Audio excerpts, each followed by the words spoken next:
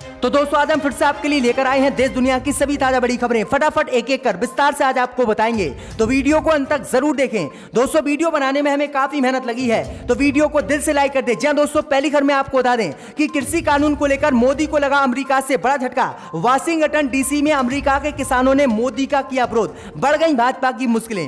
वहीं आपको बताएंगे दोस्तों की प्रतापगढ़ में कांग्रेस कार्यकर्ताओं ने भाजपा सांसद की जमकर पिटाई, फाड़ दिए कपड़े। वहीं आपको बताएंगे दोस्तों की तालिबान के समर्थन में उतरा पाकिस्तान ने अंतर्राष्ट्रीय समुदाय से तालिबान सरकार को मान्यता देने की अपील। वहीं आपको बताएंगे दोस्तों की उत्तर प्रदेश के प्रयागराज पहुंचे असदुद्दीन ओवैसी ने योगी पर बोला हमला, कहा यूपी की जेल में सड़ रहे हजारों अतीक अहमद, मुसलमानों को किया जा रहा है यूपी में परेशान। वहीं आपको बताएंगे दोस्तों की किसानों के भारत बंद से डरी भाजपा, कई रोडों को भाजपा ने करा दिया बंद। वहीं आपको बताएंगे दोस्तों की तालिबान के समर्थन में उतरे फारूक अब्दुल्ला, मोदी अमित शाह को लगाई फटकार, कहा मोदी तत्काल तालिबान से करे बातचीत। तो सभी खबरों को आपको बताने वाले हैं दोस्तों। वीडियो को लाइक कर चैनल को सब्सक्राइब कर दें और हमें कमेंट में बताएं कि आप किस जिले किस राज्य से हमारी खबरों को देख रहे हैं।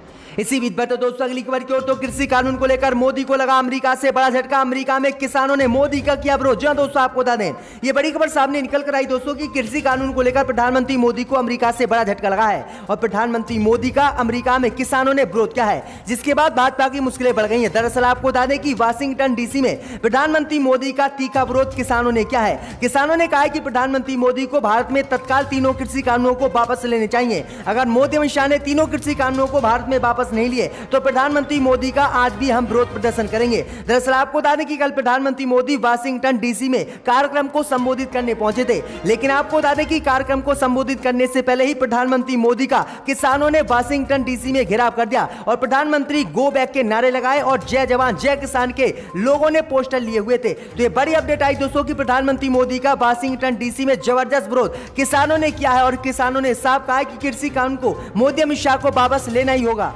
इसी बीच पर तो दोस्तों अगली खबर की ओर, तो प्रतापगढ़ में कांग्रेस पार्टी के कार्यकर्ताओं ने भाजपा सांसद को जमकर पीटा, फाड़ दिए कपड़े, बाल बाल बची बीजेपी सांसद की जान। जय दोस्तों, आपको बता दें कि यूपी के प्रतापगढ़ जिले में गरीब कल्याण मेला में पहुंचे भाजपा सांसद संगम लाल गुप्ता को कांग्रेस पार्टी के कार्यकर्ताओं ने जमकर पीटा है। वहीं आपको बता दें कि बीजेपी और कांग्रेस के कार्यकर्ता आपस में भिड़ गए। वहीं आपको बता दें कि इस भिड़ंत में भाजपा सांसद के कपड़े भी कांग्रेस पार्टी के कार्यकर्ताओं ने फाड़ दिए हैं, साथ में पथराव करके बीजेपी सांसद की गाड़ी को भी तोड़ दिया है। सुरक्षा कर्मियों ने किसी तरह से भाजपा सांसद को कार्यक्रम स्थल से बाहर निकाला, लेकिन सुरक्षा कर्मी भी उन्हें नहीं बचा पाए और कांग्रेस पार्टी के कार्यकर्ताओं ने जमकर भाजपा सांसद संगम लाल गुप्ता की पिटाई की है। वहीं आपको बता दें कि भागकर इन्होंने अपनी जान बचाई और बाल बाल आज भाजपा सांसद बच गए। तो ये बड़ी अपडेट आई दोस्तों की पश्चिम बंगाल के बाद अब उत्तर प्रदेश में भी भाजपा नेताओं की जमकर पिटाई की जा रही है। इसी बीच पर तो दोस्तों अगली खबर की ओर, तो तालिबान के समर्थन में उतरे इमरान खान, अंतर्राष्ट्रीय समुदाय से तालिबान की सरकार को मान्यता देने की अपील।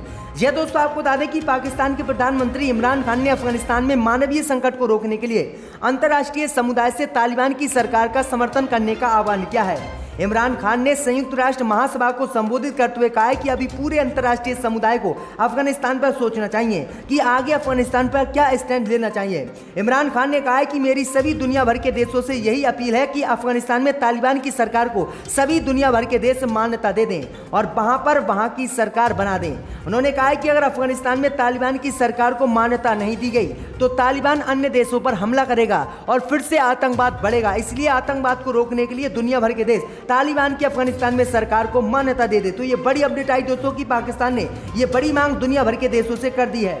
इसी बीच पर तो दोस्तों अगली खबर की ओर, तो 28 सितंबर को कांग्रेस में शामिल होंगे कन्हैया कुमार और जिग्नेश मेवाणी, भाजपा की बड़ी मुश्किलें। जय दोस्तों, आपको बता दें कि जेएनयू के पूर्व छात्र नेता कन्हैया कुमार 28 सितंबर को कांग्रेस पार्टी में शामिल होने वाले हैं।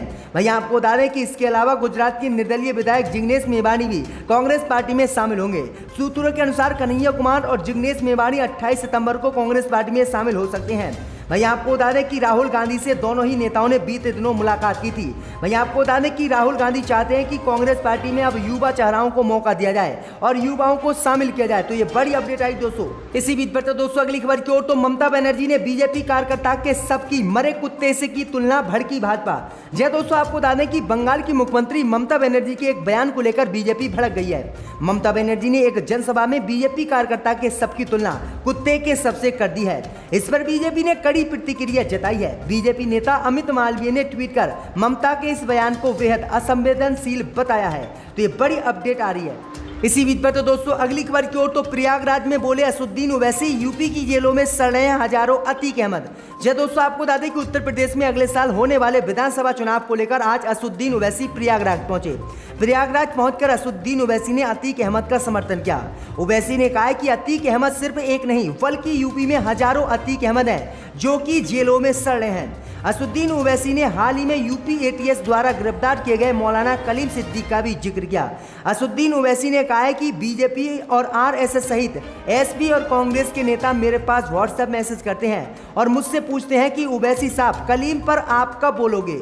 असदुद्दीन ओवैसी ने कहा कि सपा नेता ने उनसे कहा कि यदि अखिलेश यादव मौलाना कलीम पर बोलते हैं तो दूसरे लोग उन्हें वोट नहीं देंगे। ओवैसी ने यूपी पुलिस पर निशाना साधते हुए कहा कि जो पुलिस प्रेस कॉन्फ्रेंस में जिन विषयों पर बोलती है उसका एफआईआर में जिक्र नहीं होता है और गलत तरीके से उत्तर प्रदेश के मुसलमानों को फंसाया जा रहा है और उत्तर प्रदेश के मुसलमानों को जेल में डाला जा रहा है। असदुद्दीन ओवैसी ने कहा है कि अतीक अहमद तो एक सिर्फ मोहरा है, जबकि अतीक अहमद जैसे हजारों मुसलमानों को यूपी की जेलों में सड़ाया जा रहा है। तो ये बड़ी अपडेट आ रही है, बड़ा बयान असदुद्दीन ओवैसी ने दिया है। इसी बीच पर तो दोस्तों अगली खबर की ओर तो किसानों के 27 सितंबर को भारत बंद से डरी बीजेपी। जी दोस्तों, आपको बता दें कि केंद्र सरकार की ओर से लाए गए कृषि कानून के खिलाफ किसानों का धरना प्रदर्शन बीते करीब 10 महीने से जारी है, लेकिन अभी तक इसका कोई हल नहीं निकला है। वहीं इस कृषि कानून को वापस लेने की जिद पर अनेक किसानों ने एक बार फिर से भारत बंद का ऐलान किया है। कल यानी 27 सितंबर को देश भर में एक बार फिर से किसान भारत बंद करेंगे। किसान इन कृषि कानूनों को खिलाफ जो है मोदी सरकार का विरोध कर रहे हैं और इन कृषि कानूनों को वापस लेने की मांग कर रहे हैं। इस बीच खबर सामने निकल कर आई दोस्तों कि भारत बंद में क्या क्या कल खुला रहेगा, क्या क्या बंद रहेगा,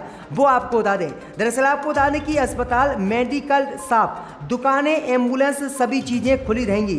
फायर ब्रिगेड, व्यक्तिगत इमरजेंसी जैसी सभी चीजें खुली रहेंगी। कोरोना से जुड़ी किसी भी सर्विस को बाधित किसान नहीं करेंगे, ये सारी चीजें भी खुली रहेंगी। अगर किसी छात्र को परीक्षा या इंटरव्यू में जाना है तो उसे भी किसान नहीं रोकेंगे, ये चीजें सारी खुली रहेंगी। वहीं आपको बता दें कि केंद्र और राज्य सरकार के सभी दफ्तर और संस्थाएं बंद रहेंगी। बाजार, दुकान और उद्योग भी बंद रहेंगे। स्कूल, कॉलेज भी बंद रहेंगे। हर तरह का सार्वजनिक यातायात या निजी वाहन भी बंद रहेगा। किसी भी तरह का सरकारी या गैर सरकारी सार्वजनिक कार्यक्रम भी नहीं होगा, ये सब चीजें भी बंद रहेंगी। तो कल दोस्तों ये सारी चीजें किसान बंद करने वाले हैं भारत बंद के दौरान। इसी बीच पर तो दोस्तों अगली खबर की ओर तो भाजपा को चुनावों में हार का डर, अब मध्य प्रदेश में सीएम बदल सकती है बीजेपी।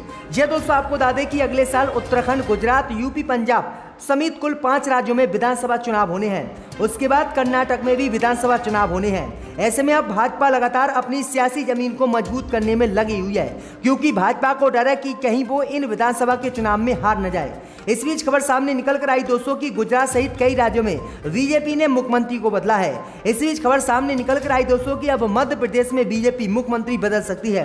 दरअसल आपको बता दें कि प्रधानमंत्री मोदी और गृह मंत्री अमित शाह से मध्य प्रदेश के मुख्यमंत्री शिवराज सिंह चौहान ने मुलाकात की है, जिसके बाद कयास लगाए जा रहे हैं कि जल्दी शिवराज सिंह चौहान मुख्यमंत्री पद से इस्तीफा दे सकते हैं और मध्य प्रदेश में कोई और मुख्यमंत्री बीजेपी की तरफ से बनाया जा सकता है। तो ये बड़ी अपडेट आ रही दोस्तों। इसी बीच पर तो दोस्तों अगली खबर की ओर तो पंजाब में कैबिनेट विस्तार होगा आज। नए 7 चेहरों को मिल सकती है जगह। कैप्टन के 5 करीबियों का किया जा सकता है बाहर। जय दोस्तों, आपको बता दें कि पंजाब में नए मंत्रिमंडल विस्तार के लिए मुख्यमंत्री चरणजीत सिंह चन्नी ने शनिवार को राज्यपाल से मुलाकात की है, जिसके बाद उन्होंने बताया है कि पंजाब मंत्रिमंडल का विस्तार आज राजभवन में शाम 4:30 बजे होगा। भाई आपको बता दें कि सूत्रों के अनुसार बताया गया है कि चरणजीत सिंह चन्नी के नेतृत्व वाली पंजाब कैबिनेट में 7 नए चेहरों को शामिल किए जाने की संभावना है, जबकि अरविंदर सिंह के नेतृत्व वाली सरकार में शामिल 5 मंत्रियों को बाहर निकाला जा सकता है। तो ये बड़ी अपडेट आ रही दोस्तों। इसी बीच पर तो दोस्तों अगली खबर की ओर तो राहुल गांधी का मोदी सरकार पर हमला, कहा जब देश में नफरत का जहर फैलाया जा रहा है तो कैसा अमृत महोत्सव। जी दोस्तों, आपको बता दें कि असम में हुई हिंसा को लेकर कांग्रेस नेता राहुल गांधी ने मोदी सरकार पर निशाना साधा है।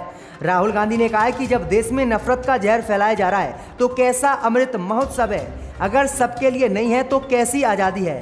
बता दें कि गुरुवार को अवैध कब्जा हटाने गई पुलिस और स्थानीय लोगों में जो है असम में झड़प हो गई, जिसमें 2 लोगों की मौत हो गई, लगभग 20 लोग घायल बताए जा रहे हैं। घटना के बाद इलाके में अभी भी तनाव का माहौल जारी है। इसी को लेकर राहुल गांधी ने यह हमला बीजेपी पर बोला। इसी बीच पर तो दोस्तों अगली खबर की ओर तो तालिबान के समर्थन में उतरे फारूक अब्दुल्ला, मोदी को दी नसीहत। जी दोस्तों, आपको बता दें कि जम्मू कश्मीर के पूर्व मुख्यमंत्री और सांसद फारूक अब्दुल्ला ने सरकार को सलाह दी है कि अफगानिस्तान पर काबिज तालिबान से बातचीत की जानी चाहिए। नेशनल कॉन्फ्रेंस प्रमुख ने शनिवार को कहा कि तालिबान अब अफगानिस्तान में सत्ता में है और भारत ने अफगानिस्तान में भारी निवेश किया है, तो अब उनसे संबंध रखने में क्या हर्ज है। उनके इस बयान की चर्चा अब देश में हो रही है। दरअसल आपको बता दें कि प्रधानमंत्री मोदी सहित बीजेपी सरकार तालिबान की सरकार को मान्यता देने के लिए अफगानिस्तान में तैयार नहीं है और भारत ने काफी निवेश भी किया था, लेकिन अब मोदी सरकार तालिबान से बात करने के लिए तैयार नहीं है। ना तो तालिबान को आतंकी संगठन मोदी सरकार बता रही है और ना ही उन्हें जनप्रतिनिधि। तो इसी बीच आपको बता दें कि फारूक अब्दुल्ला ने यह बड़ा बयान दिया है कि मोदी सरकार तालिबान से तत्काल बात करे। वो भी हमने देखा।